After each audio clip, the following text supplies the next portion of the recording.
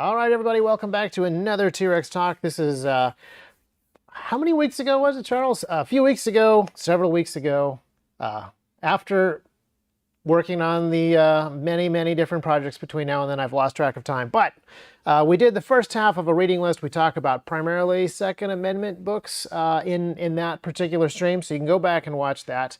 This is the second half of the reading list. All the other books that didn't fall into that exact category but are still very interesting books we're going to be talking about for the next hour, as is our custom. But we're also going to be talking about some current affairs that these books relate to, and possibly even some upcoming events. I understand that there's going to be an executive order on some unconstitutional gun law. We're not sure which yet. That's theoretically happening tomorrow. So we'll be talking about that a little bit as we get through some stuff. So yeah, I know that you guys are wanting me to summarize the stream that we did a few weeks ago. I can't really summarize that stream any more than we already summarized like all the books in that stream, except to say that this was the book, the kind of entry-level beginner's main important Second Amendment book. If you're going to start with one, if you want to recommend it to people, this is the book, Second Amendment Manifesto by John Paine. That is the one. We went through a bunch of Second Amendment books. They all had strengths, they all had weaknesses. If you're really curious about that particular part of the reading list, go back and watch the first one. All the books we talked about are in the video description. I'm going to put these books in the video description of this video. If I get to them all, well, I'll put in whichever ones I get to. So that's what we're going to be doing today. And we're going to talk a little bit about current affairs, as I said. So some of you I know are wondering why we're talking about books when we are in fact a gun company, but ideas have consequences, knowledge is power.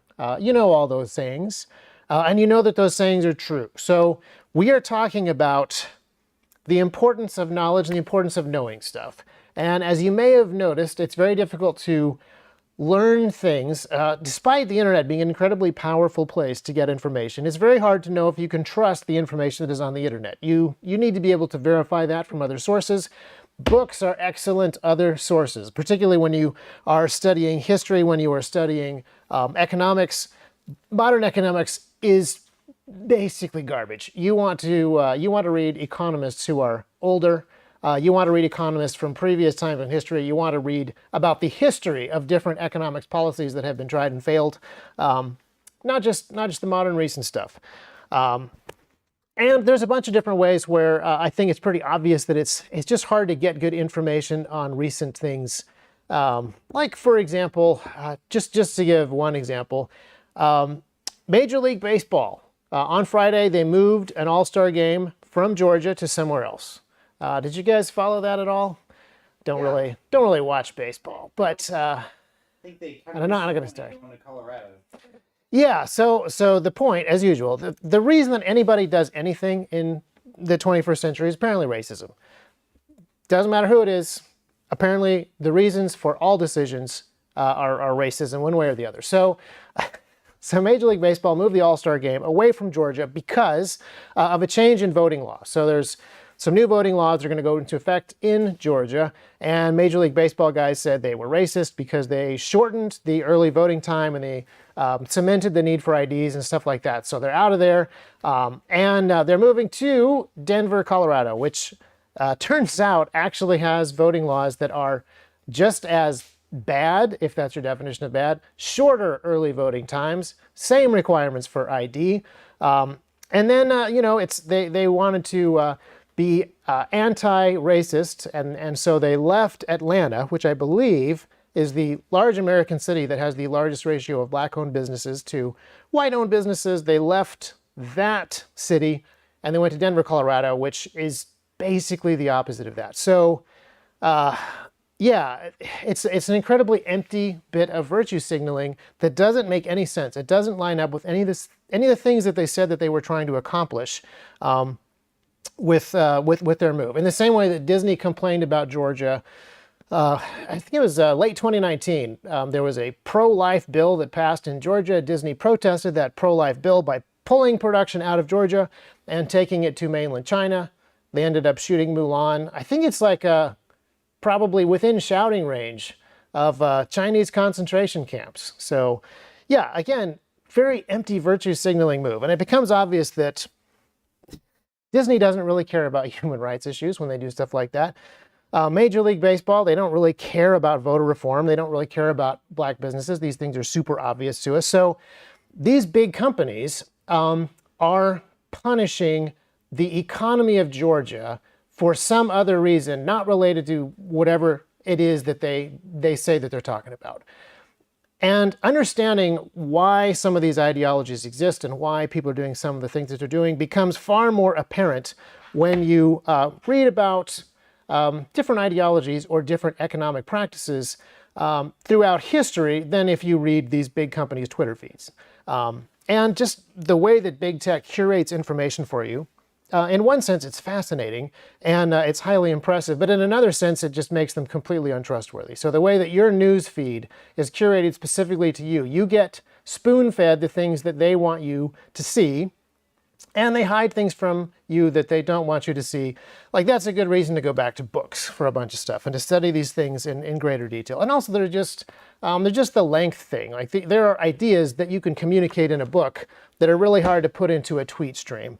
And you can get books that they don't change. It's very hard to go and cite your sources inside of web pages when people just change their stories all the time. Usually they change their stories whenever they say something about Veritas Press. Legally, they have to go back and change that because they always lie about Veritas first, and then they have to retract later. But oftentimes they don't update the stories to let you know that they have updated their stories. So everything on the internet is just in flux. It's always suspect, and that's why we're talking about books. Now, obviously, I understand. I'm telling you to go read books on the internet. So not saying the internet is completely useless. I'm just saying get yourself some context, get yourself some facts, get yourself some understanding by reading books and understanding where we're coming from. So do we have any good questions, Charles? Anything in particular before we dive straight into book recommendations? A lot of people talking about baseball. A lot of people talking about Denver. Yeah. All states have liberal bastions nowadays. They do, and it's actually kind of interesting to me that there are some pretty significant companies based in Georgia that are kind of accidentally getting pummeled by some of these boycotts. Sort of interesting to watch. Someone asked, what's the first book you read that was really enlightening? One of the things that I do want to talk about, we make no bones about this here at T-Rex Arms. We are a Christian company, and I would say that reading the Bible from a young age and having my parents read the Bible to me and listening to the Bible is the most important starting point. And I think that has had the biggest effect on me from just even a purely intellectual standpoint. And then books about economics are probably sort of the second thing where light bulbs went on and I started to connect dots together with some of the ideologies that I'd studied and then the way that those ideologies have immediate, serious, significant practical effects in people's quality of life. So I think that is, I don't know, those would have been history books more than like specific economics textbooks. We're also pretty anti-textbook around here, by the way. So, key historical stories that we can look to that would be similar to what we're currently experiencing. Well, funny that you should ask that question. Another thing that happened over the weekend, there were a number of church services that were shut down around the world, Good Friday services, Easter services. Governments going in and shutting down church services, threatening congregations with fines, with prison time. And actually, there's a gentleman who has been in prison. His name is James Coates. He's up in Alberta. He's been in prison for a number of weeks for refusing to obey certain health department of Alberta regulations relating to COVID. And so he wasn't obeying those, so they threw him in jail. He's actually out of jail now. He's been out of jail for a week or so, pending trial. But they just yesterday, I believe, or possibly this morning, seized his church, and they've cordoned off the entire building. Nobody's allowed to approach the building. They've seized the property, and they will not let anybody near it. So that's a pretty fascinating development. But it's also nothing new. I think that this is a fascinating thing to go back and look for, because the church being oppressed by the state is something that happens throughout history in slightly different ways, and usually for slightly different reasons. But that is a very key tipping point for major change that generally happens. The change is either good or the change is bad. It depends on how the people handle that situation. So let's get into that a little bit. The Second Amendment Manifesto that we talked about last week is primarily about the Second Amendment of the United States Bill of Rights. So it's primarily about the United States and United States history, but there is a lot of history of what came before. And that is something that you have to know. There is so much more great, solid history of legal theory and the pursuit of liberty and freedom prior to the American colonies that you have to know. And so I actually have a book that I should have talked about last time through, but I hadn't finished reading it yet, and that is this one called Slaying Leviathan by Dr. Glenn Sunshine. And this book is, I'm just holding it here for the shot. I feel like I'm on a late night talk show where I gotta find my camera and then look for focus. It's back over. Oh. So Slaying Leviathan is a fascinating book because it provides kind of an overview of all of the legal, philosophical, Christian doctrines that result in either shrinking the jurisdiction of government, the idea of limited government, or the opposite of that. Humanistic and Enlightenment ideas that lead to larger and more powerful governments. And I think that he does a phenomenal job of outlining those. A couple things I will say. One disappointment that I have with the book is it is called Slaying Leviathan, but he doesn't actually tell you how to slay Leviathan. I was hoping as I got through the book and it got shorter and shorter, I was like, okay, the Slaying Leviathan part is coming. Technically, a better title for this book would probably be Recognizing Leviathan. And he is talking primarily, he gets this idea of Leviathan from, my brain just went blank, Charles. I should have drank coffee more recently than I did. Who wrote Leviathan? I should grab my other notes. So Leviathan is, we don't really have time to get into all of the fascinating things that happened as people went from Roman Empire through early stages of the first century Christian church into the development of the larger centralized church that became the Roman Catholic Church, then the Reformation, then the Renaissance, then the Enlightenment, then all the other really interesting stuff that happened that led up to the American colonies fighting for their independence. Then things get crazy, and they get particularly crazy in the 20th century. I don't have time to go over all of that stuff. This book covers that tremendously well. But Thomas Hobbes, thank you very much, Daniel, for reminding me. Thomas Hobbes wrote a book on Leviathan, and he was one of the Enlightenment guys who was like, look, the only way that we can control people is if the government is just huge. If the government is just gigantic, if the government is just basically all-powerful, and it is a Leviathan, that is the way that we will actually be able to accomplish good things in this world. The only way that we can do this is if the government is just basically unlimited in its scope and its power. And he certainly wasn't the first person who wanted to do that. Roman emperors, Persian emperors, Babylonian emperors, the idea of ultimate power has appealed to a lot of different rulers in the past. But he really made a strong case for the all-powerful state that was pretty widely read by a lot of people in the time. So people are posting Thomas Hobbes quotes, people are posting Calvin and Hobbes quotes, and then someone here has posted a Joe Biden quote. Hobbes said that if you really believe in something and you love it, then you, anyway, yeah, no, that checks out. That totally sounds like Thomas Hobbes.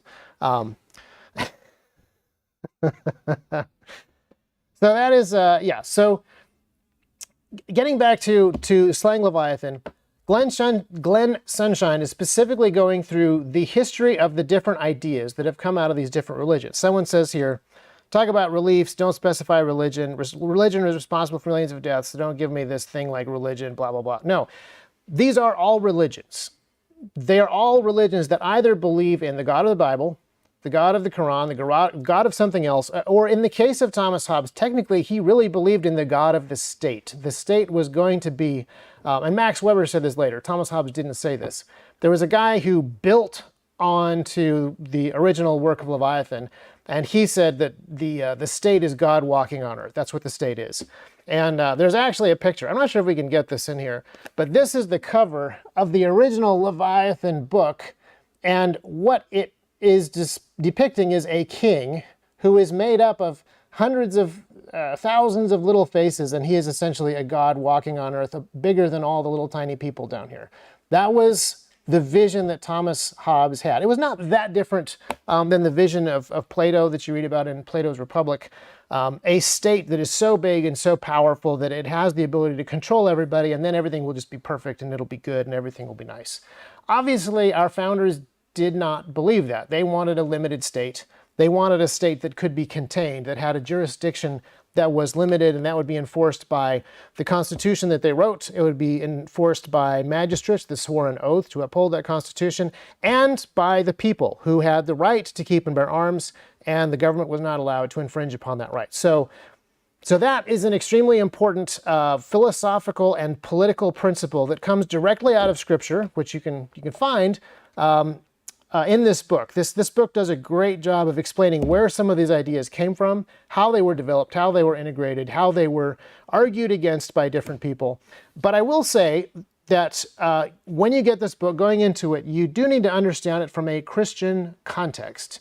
And this book is written for Christians who are wanting a historical overview of some of these political ideologies, so that's what you're getting in the book. Highly recommend it. If you know that going in. If you think this is actually like a manual of fourth generation warfare that you actually use to slay Leviathan, not so much. If you just hate the idea of Christianity or people following the Bible, or the idea that throughout history Christian civilizations have grown and built their legal theory and their philosophical theory on the law of the Bible, then this book will make that very clear to you and you won't like it. So just heads up, that's what is inside of this book. But I will say that I vastly prefer a book that presumes that the reader is going to know some Christian history and know some Bible than a book that's written by somebody who doesn't. So there's another book that I read in the last couple of weeks, which I don't recommend. I'm not even going to mention the title just because I think it is kind of confusing. But it's a very interesting book because trying to figure out how to say this exactly correct.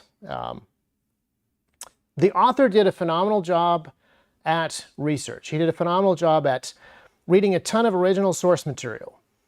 And he pulled some amazing quotes from primarily pastors in the United States of America before they were the United States of America, pastors throughout the colonies, and the things that they said about government, and the things that they said about war, and the things that they said about liberty and freedom that led to the war for American independence. And it's a neat book. It's a great place to find some of those source materials and find some of those neat quotes. But it's also a very confusing book because the guy that wrote this book didn't really understand some of the basics of Christianity. So he'll have a quote from a Presbyterian preacher, and then he'll be like, I don't understand why this guy held to this position. Like, why do the Calvinists hold to this stuff? Because we all know Calvinists believe that everything's predestined and therefore they're all fatalists, so why would they possibly want to build a new country? He kind of understands things through the lens of Christian stereotypes as opposed to what Christians actually believed and lived. And so he pulls these great quotes out, and then he's like, this all lines up. This is incredibly consistent across all these denominations, but I don't get it because I tend to follow stereotypes as opposed to actually understanding some of these theological doctrines that they're leaning upon. So that was kind of frustrating to me because it's a great resource, but it's far more confusing than this book that presupposes that you're already aware of some Christian principles and presuppositions and are starting from that point. So, yeah. I know it's complicated to get through some of this stuff, but there's a tendency, particularly if you go with pure textbooks, to just simplify everything and just be like, Rome, good, church, bad, giant state, good, and then gradually we get more freedom as time goes on. That's just how it happens. And it's far more complicated than that.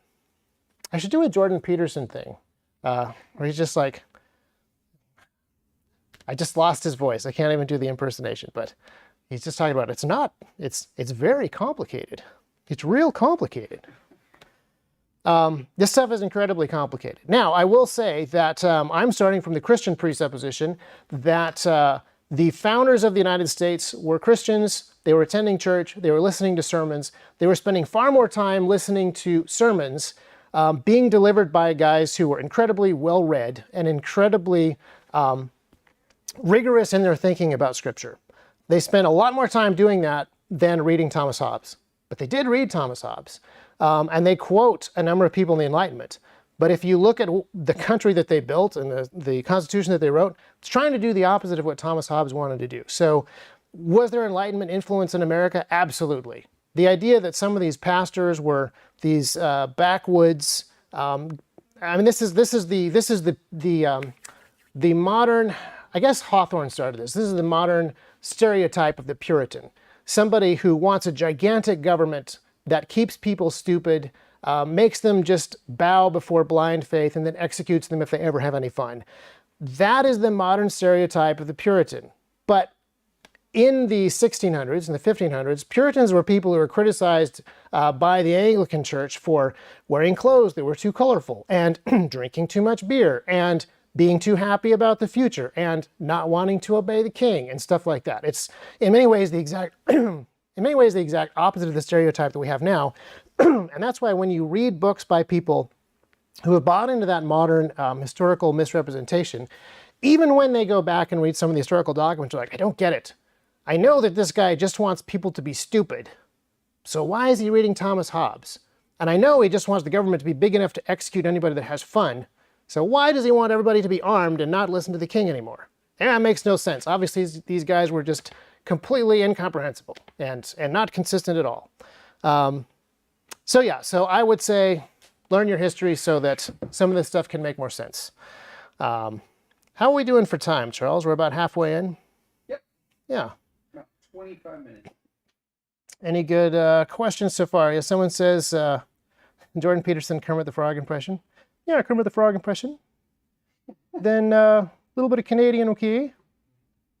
Long pauses to indicate deep thought. The problem with the Jordan Peterson impersonation is you also have to have read all the material and be actually wise. So that's very hard to pull off. Shall we talk about, let's talk a little bit about children's books, because I think that will kind of give a little bit more of a foundation to what I've just sort of said. If you have these presuppositions that are not based in reality, it is hard to make sense of some of the things that our founders did. If it's true that all our founders wanted to do was increase slavery of everyone, then why would they have a Second Amendment? And there are people on the internet right now, there are commentators on the Second Amendment that paint the founders as white supremacists that wanted a giant government to put everyone under their heel. And so if that is true, then the Second Amendment must be talking about a state militia and not private citizens. And so understanding the world that they lived in, and I mean understanding reality, is an extremely important part of being able to understand some of these ideas properly. So let's talk about children's books. I got a lot of questions about those in the last stream.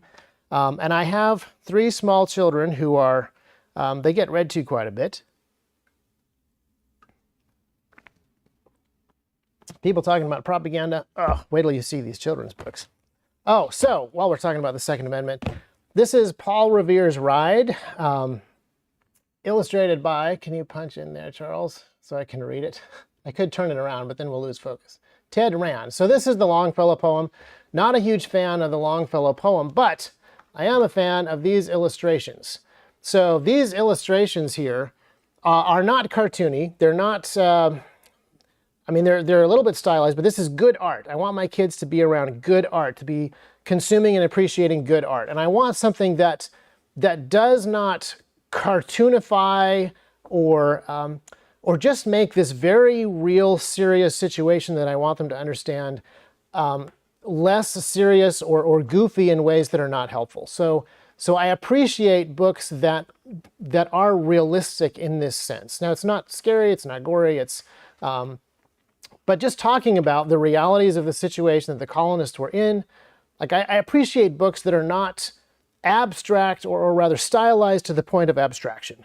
And I want my kids to be reading stuff like this and building pictures in their mind that they can put books that they read in the future on. So building shelves in their mind, rather, where they can organize the information that they get later. So I'm a little bit picky about art in books. I want art in books to be good, if it's, well, period. But if it's for children, I want the art to not be too silly and goofy. So that's a phenomenal book for that. And the topic is good. And again, you know, the Longfellow poem's not super accurate. Not a huge Longfellow fan, but this is the great thing about kids that are too small to read. You show them the pictures, you tell them the story. I will say the Curious George books in my house, often very different than the Curious George books actually turn out once the kids learn how to read. So Curious George is a far more repentant monkey at the end of each book when I read it. Interesting. So this will be, I'll talk about that one last. Peter Spier is a Dutch illustrator and writer. Same thing. These are books that depict a very realistic world. He's got a watercolor style that is extremely simple, but it's very detailed in a way that is depicting reality. And this is something that I want my kids to understand a world that is real and not be reading children's books that are just fluff, and then when they're old enough they get stuff that's helpful. And I think this stuff is incredibly helpful for building the basics of an understanding of the world, historical or modern. And this is a great book. This book is called Father May I Come. It starts out showing the people that go out to rescue stranded ships in the Netherlands in the 1500s and what that looks like. And just the parts of life of that time and the difficulty and selflessness of the people that go out to rescue the ships, and the part that everybody in the community plays in being part of the rescue mission. And then, as you keep going, you then get to modern Amsterdam, which I guess this book is like from the 70s, so not strictly modern, but more modern. And it's exactly the same thing. People have different jobs. The boy goes around and tells everybody that there's a ship that is stranded. They have completely different equipment. The little boy gets to go because it's much safer than it was back in the 1600s. They explain exactly the process. The back of the book even has like blueprints showing all the parts of the rescue ship. So like, this is a way better book to be reading small children than a bunch of random abstract stuff. Now, we could talk about Dr. Seuss, but I'm pretty sure we're not allowed. Pretty sure Dr. Seuss banned for all sorts of horrible, horrible crimes. Yeah. So Peter Spier, not yet banned, even though he's far, far more terrifying than Dr. Seuss ever was. But his books about history, his books about farming, everything about these books I really like and appreciate for different reasons. And I like showing my children books that they can look at the pictures of and they can just get interesting details out of the illustrations. So like, here is a barge that's about to go down the Erie Canal.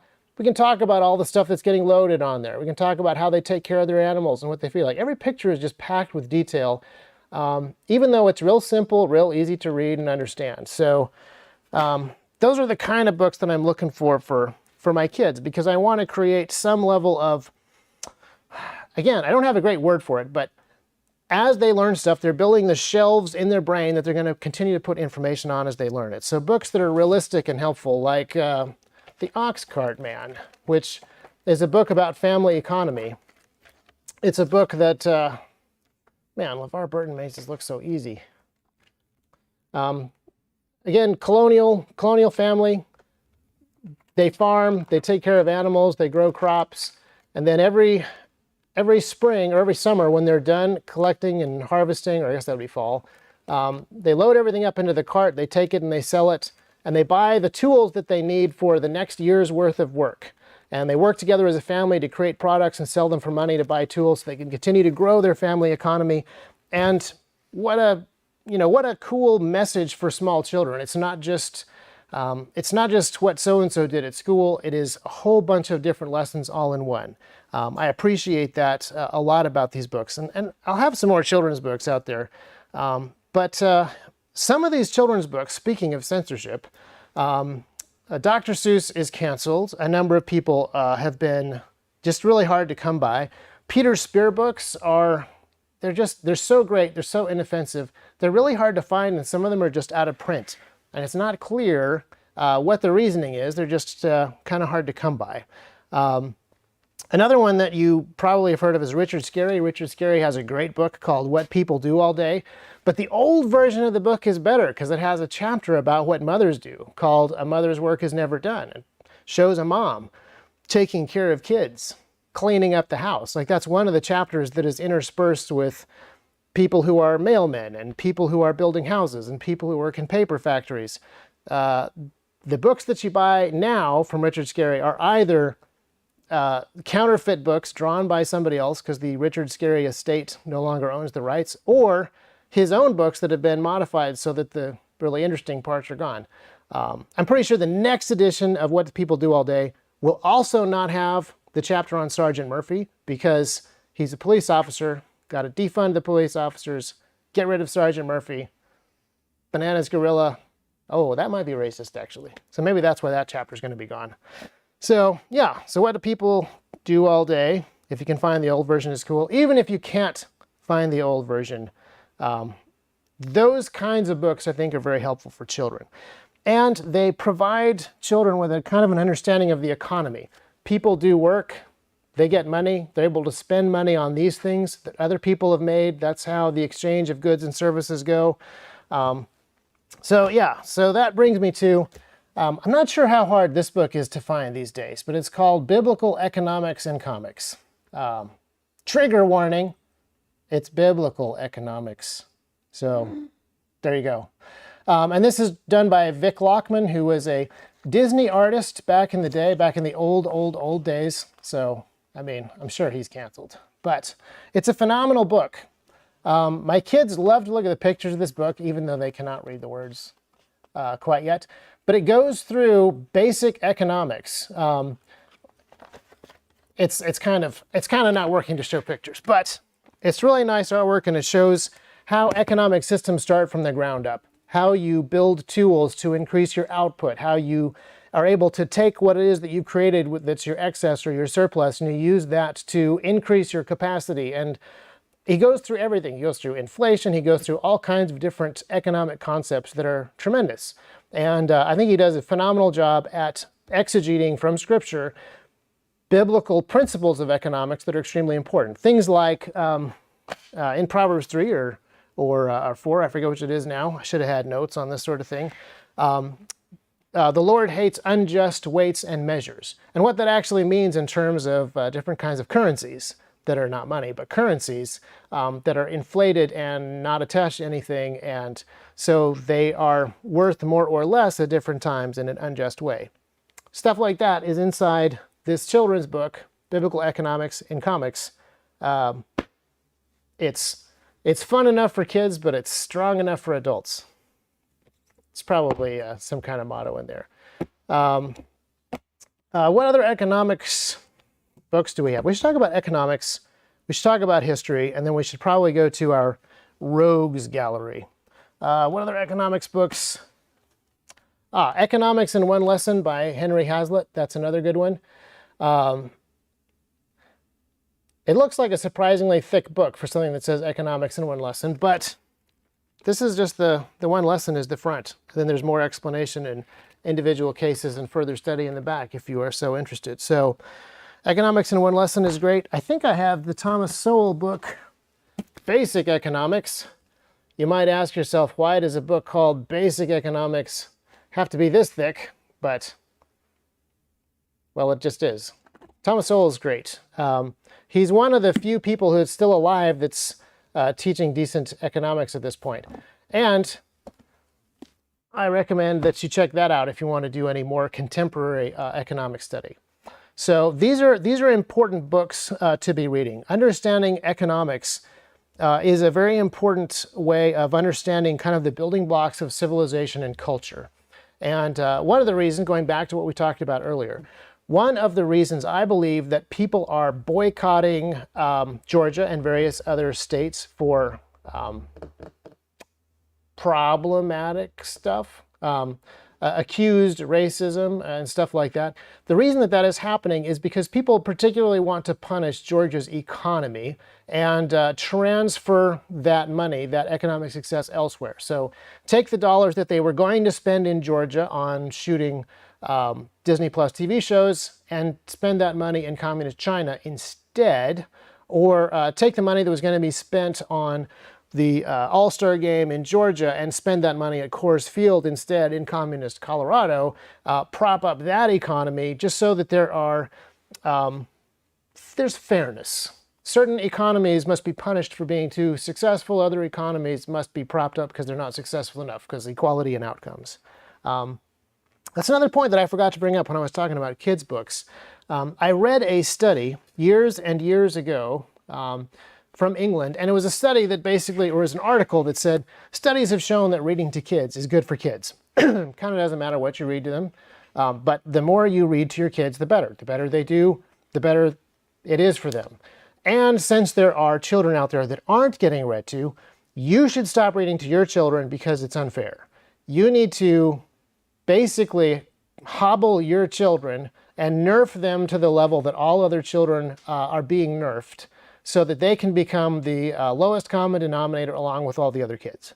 Obviously, I don't prescribe to that theory when it comes to raising my children, but I don't prescribe to that theory when it comes to individual states either, or individual businesses. So this kind of nerfing the system, or nerfing specific states or specific economies or specific companies so that they don't succeed too well is very problematic. And that's why a lot of these economics books and political books that I've been talking about are helpful to read so that you have a better understanding of times that this has happened in the past. Georgia is a majority black state. Yeah, I believe it's 51%, which might actually be more than that after a lot of people have moved there recently. But yeah, no, that doesn't mean that you can't boycott the entire state because of racism. That's what big corporations are going to do. Is Mises on your reading list? Yes, but I don't have any of his books. I actually have a number of books that I don't currently have that I should probably talk about, even though I don't currently have them with me. I almost rode my bike to work today, but I didn't think I could carry this many books with me, and probably could have squeezed a few more in. Not one mention of Thomas Sowell being black. That's how it should be. Yeah, well, the people who talk about Thomas Sowell being black all the time are not the conservatives who are putting him on their recommended reading lists. It's actually the other side, explaining that he's some sort... I mean, I don't think I'm even allowed to say some of the words that white liberal academics describe Thomas Sowell as. I would be instantly canceled if I said some of that stuff about him. Let's see, you guys need to have a gardening seminar where you show people how to grow their own food properly. Okay, so that is an interesting question. I've showed a number of children's books that take place in the past in a more kind of agrarian setting. Is that something that we're really particularly recommending that everybody do? No, not exactly. But the books that I'm reading my kids right now, we just finished My Side of the Mountain, which is a great book about living. It's not a survival book, but it's a living off the land book. The first one, not the sequels. Then we have been reading Laura and Mary, which is another great book that's politically unacceptable at this point, but it's about homesteading and pioneering times. And I think that's really helpful for my kids. We're also reading some James Herriot. I'm reading select James Herriot stories to them about a country vet in Britain. I guess the book that we're in now is in between World War I and II. And so here's a question. Are we looking for some kind of agrarian future? Am I training my kids to be farmers? No, but I think that having an understanding that the norm of all of human history has been people doing subsistence farming or one or two levels above subsistence farming. Farming is an incredibly important thing. Understanding farming helps you understand a lot of the language in the Bible. Understanding how incredibly hard the work was that was being done by the people who began this country and built this country. All of these things are incredibly important. So I really want my children to have an understanding of the kind of discipline and perseverance that the pioneers had, and understand where food comes from, and not just take it for granted that we don't have to do farm work. And we are going to have animals at some point, but more as a teaching lesson for everybody than being completely self-sufficient. But just in case, having a good idea of what is involved in being self-sufficient is something that I want people to have. So we're not the people to do a massive homesteading project. We're too busy being a manufacturing house, but those are important skills, and those are things that I want my kids to know. Which brings me to another book that I forgot to bring up earlier. Eric Sloane is an author and illustrator who is a historian who studies New England tools and building stuff. And again, he's not writing for kids, he's writing for adults. He's documenting this stuff as a historian, but my kids love this book. My kids love books that show how bridges were built. And this story, Diary of an Early American Boy, follows a family as they build from a small farm. Let's see if there's actually some pictures. It starts out, this is a very cool thing to show, if we can actually show it. I wish we had the full reading rainbow set up for this, but they start out with a very small farm in a forest, and over the course of the book, they manage to build this farm up to the point where they have a larger house, they have a larger barn, they have a mill house where they're able to do an awful lot of work and have built a bigger bridge and clear the area. And as they build more infrastructure, they're able to do more things. And as the son gets older, he's able to help with more stuff. So you can see this building. If you do this work, if you're diligent in these areas, you're actually able to accomplish more. These are things that come across in books that are extremely important for kids to read, or adults. These are principles that are kind of being lost. These are principles that are kind of gone away as we have this idea that no. What you do is you get your college education and you get your job and you do the bare minimum to keep your paycheck. You do whatever it is that you want to do in your free time, and then hopefully retirement comes soon. As opposed to, you can build a economic system of your own. You can build wealth. You can build civilization. You can build a community. You can build things that have an upward trajectory. You don't just sustain. You're not just going from raise to raise to raise. You're actually trying to build something above and beyond just being a timestamp person. So that is something that I do want my kids to learn, but everybody needs to understand that. And there are other books on economics that I think demonstrate this really well. Here's one. We could talk about this book for a long time, not just because it's very thick, but The Wealth and Poverty of Nations by David S. Landis is a very cool book. It talks about why some nations are rich and why some nations are poor. He talks about technology, which I love. He talks about cultural stuff. There's a lot of reasons why some nations are rich and poor, and obviously there are climate reasons, and there are natural resource reasons, and there are cultural and historical reasons, but he goes into all of those things, and it's fascinating to see the way that certain inventions, and I've talked about this on previous live streams before, previous podcasts, an invention will come along, and the countries that adopt it and make the best use of it first get a phenomenal economic boost over the countries that do not. And a lot of times it's just a question of who gets it first. But more often, many countries have access to the same technology, and their cultural values will determine whether they actually utilize this thing properly. And that's an incredibly important principle. Another person that talks about this is James Burke. I don't have any of his books here, but if you look at him, his first series, Connections, is on YouTube. It's quite good, I warn you. He has a pretty amazing 1970s leisure suit on for the entire show. So just, you're forewarned. Also the glasses. Be prepared for the glasses. But other than the fact that it was made in the 1970s by the BBC, it's quite good. So I would check that out. The book is excellent. He has a bunch of other books on similar topics. The way that innovation drives innovation, the way that civilization builds, the way that one invention will lead to another, and so forth. So yeah, I'm trying to think where we can go from here for our last 15 minutes, because there's so much stuff. Historical studies are incredibly important for understanding some of these things and plugging them all together. Here's a book that I love and I can't categorize. Skunk Works. This is a book that is about the development of, let's see here, kind of hard to get that looking right. The development of the F-117 stealth fighter and the SR-71 and the U-2. This is written by Ben Rich, who worked at Skunk Works, the Lockheed top secret airplane development place.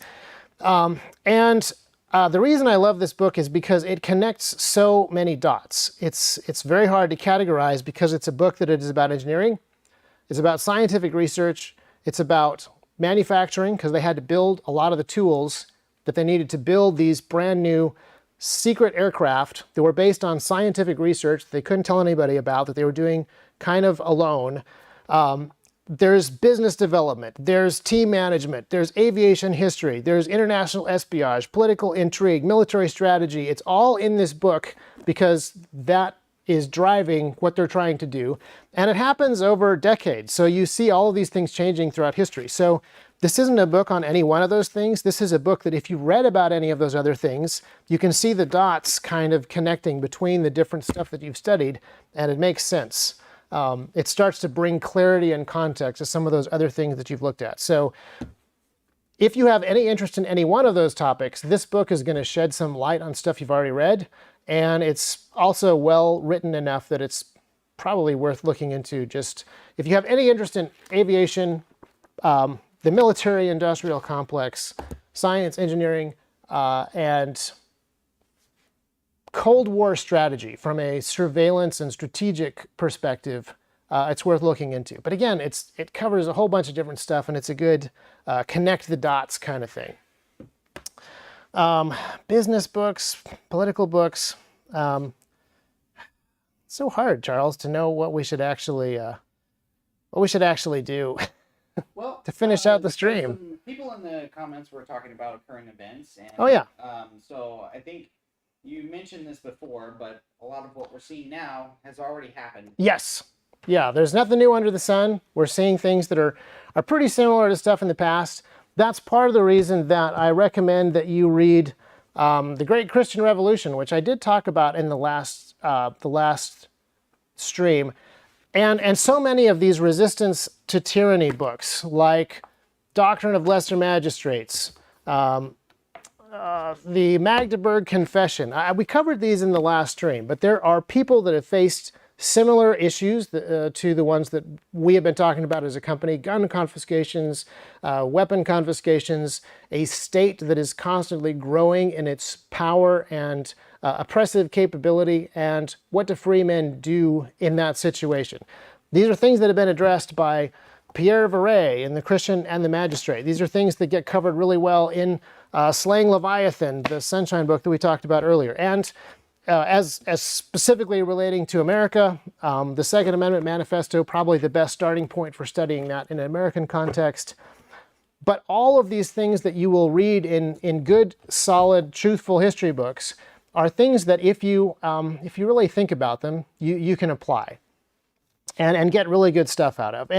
And to go back to a point that we made earlier, we are coming, again, from a Christian presupposition that the Bible is the norming norm of norms. It is the standard by which we judge all of these books, because none of these books are perfect. There are no perfect books. There are books here that are really, really good, and there are books here where there's some meat and there's some bones. You gotta get as much good as you can out of the meat and then spit out the bones.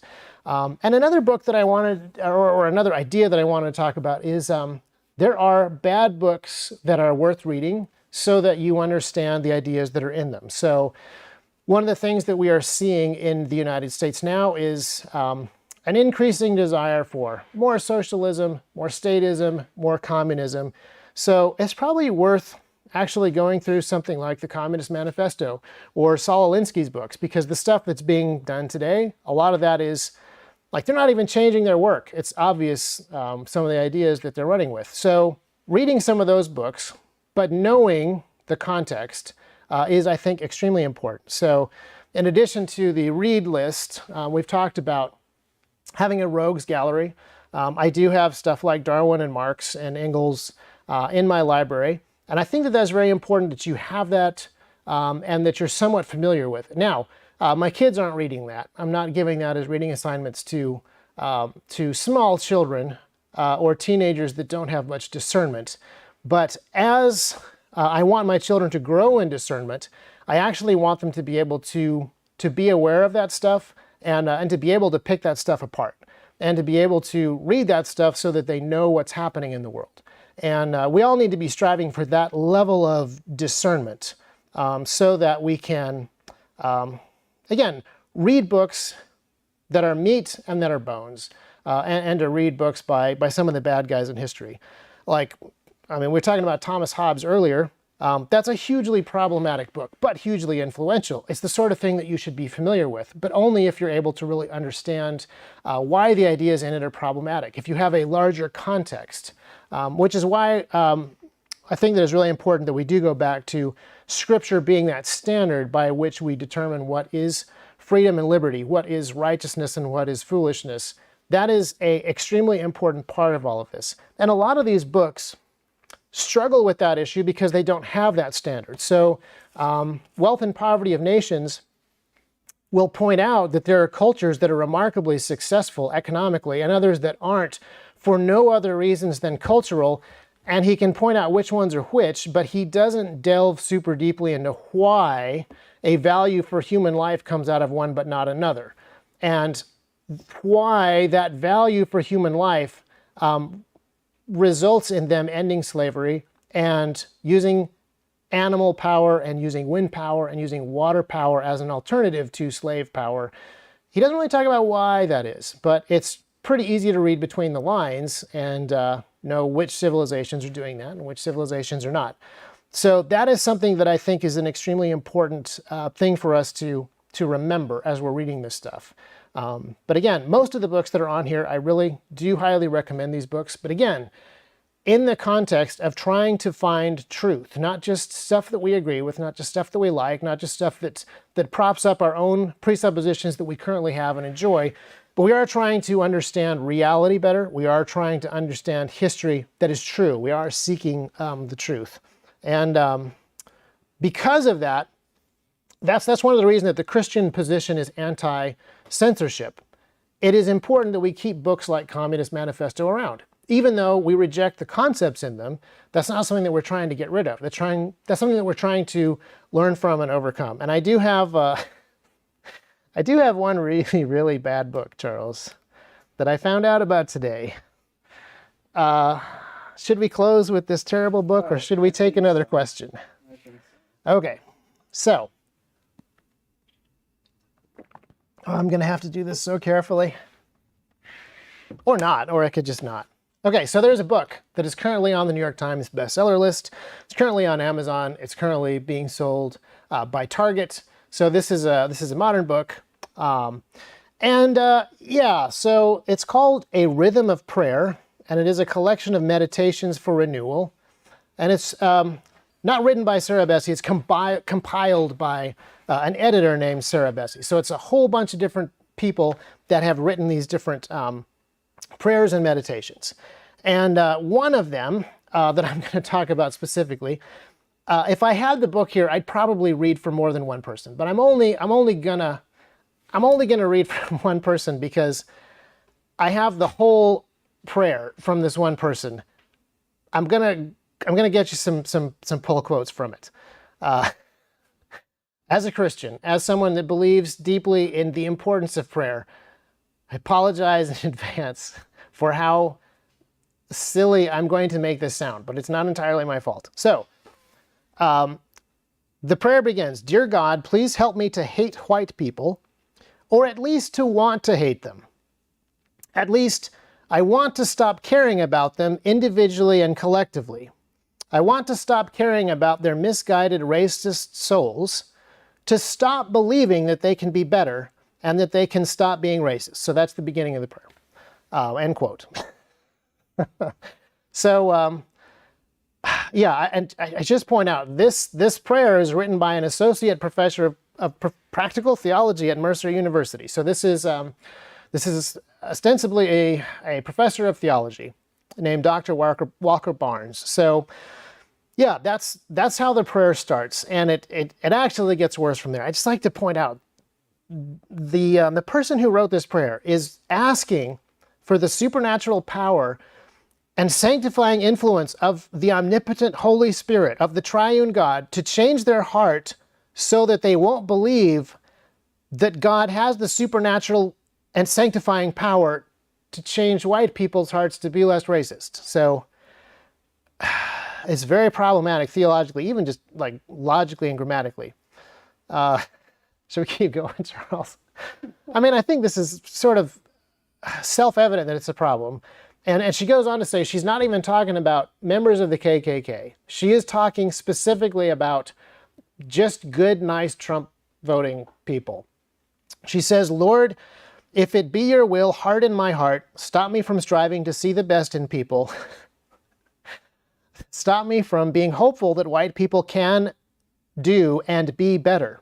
Let me imagine them instead as white hooded robes standing in front of burning crosses. Okay, so, end quote. Again,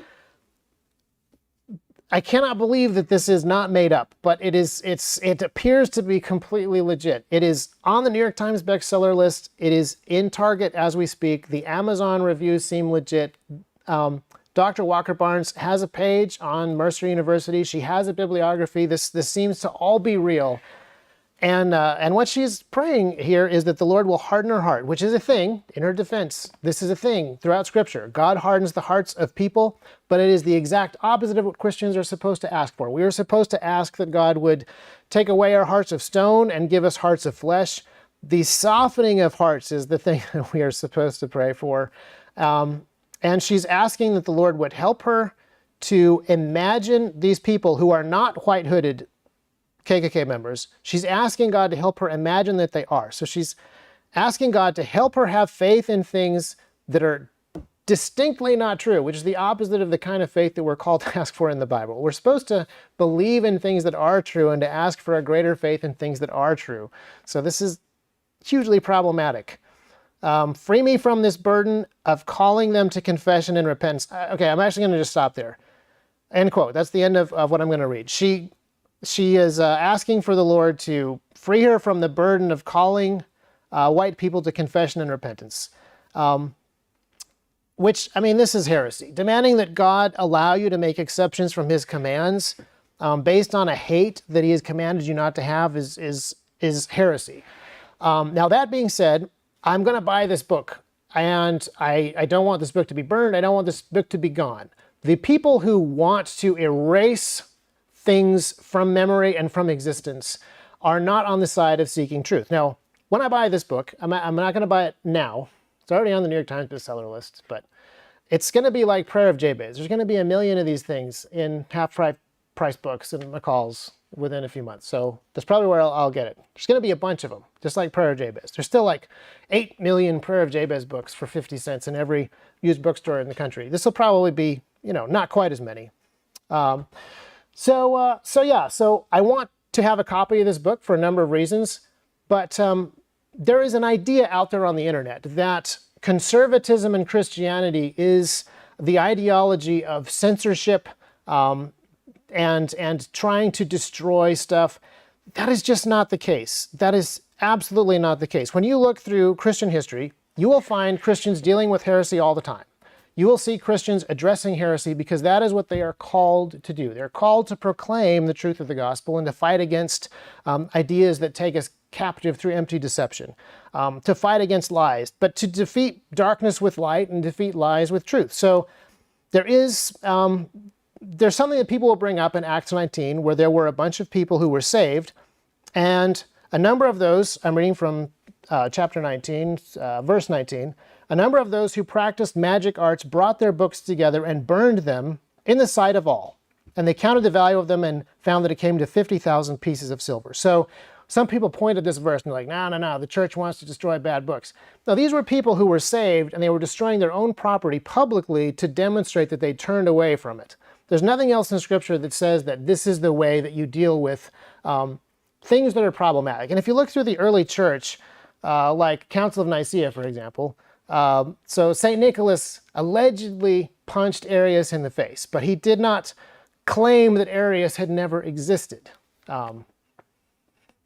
That may be apocryphal, but I kind of hope it's true. I kind of hope that it's true that St. Nicholas walked up to Arius and he was like, "Going to give you a lump of coal later and a lump on the jaw now." That would have been like a very cool intro to the Council of Nicaea. But this is the way that the church has predominantly dealt with heresy. Whenever the church is biblical, it defeats lies with truth. So that's a book that I don't want to be eradicated from the face of the earth, even though I still hold that it is heresy. That's a book that is worth having so that we can remember, among other things, that this particular professor of this particular university actually said that at one point in time. And because in the future, we're going to want to have arguments against that kind of heresy and be able to make those biblically. And we're going to want to have economic arguments against communism. We're going to have to be able to make historical arguments against gun control. And being able to retain our history and know it is an incredibly important part of learning from the past, which is why the leftists tend to actually be the book burners. They call us Nazis, but they're the ones that actually want to ask everybody for their papers and burn all the books and pretend that uncomfortable things in the past never happened. So yeah, that explains a lot of things. So my recommendation to you guys is to buy books and read them. And if it helps to start with the reading list that we have been compiling, then that's great. And if you find other good books, please let me know. We're always on the lookout for good books. We're always on the lookout for tools that will help you guys be more effective in the things that you are trying to do. And like the title of the talk says, we're trying to build liberty. We're not just fighting, we're not just resisting, we're actually building at the same time. We have to do all of this stuff at once. So the most effective tools that you can have are truth and righteousness and ideas that communicate those things. So hopefully you enjoyed this, this particular book review section. We're going to keep finding new books. I have a whole bunch of stuff that we didn't get to. This is a book that I found in between the last two streams, so I know that we're going to keep doing stuff, and looking forward to seeing you guys next Wednesday, where, what do you think the TREX talk will be about next time? Think it'll be a new product launch? Leaks. Oh, leaks. Well, could be leaks. Could be politics. We had a fascinating guest, speaking of books. Fascinating guest yesterday. I didn't have a particular category for this book, but Dr. Mark Green was able to spend some time interviewing Saddam Hussein after his capture. That's a fascinating book. I still don't know exactly what category to put it in, but it's amazing. You should totally get it and read it. And maybe we'll talk about it next week. We'll probably talk about something else. We'll see you then. Thanks for watching.